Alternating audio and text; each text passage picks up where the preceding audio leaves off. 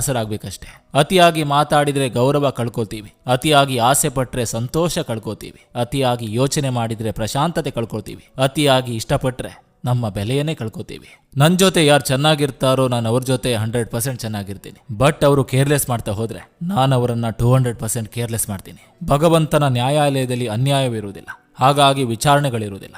ಒಂದು ವೇಳೆ ಶಿಕ್ಷೆಯಾದ್ರೆ ಜಾಮೀನು ಸಿಗೋದಿಲ್ಲ. ಮತ್ತೊಬ್ಬರನ್ನು ಬದಲಾಯಿಸೋ ಪ್ರಯತ್ನ ಬಿಟ್ಟು ನಾವು ಬದಲಾದ್ರೆ ಅದುವೇ ಪರಿಪೂರ್ಣತೆ.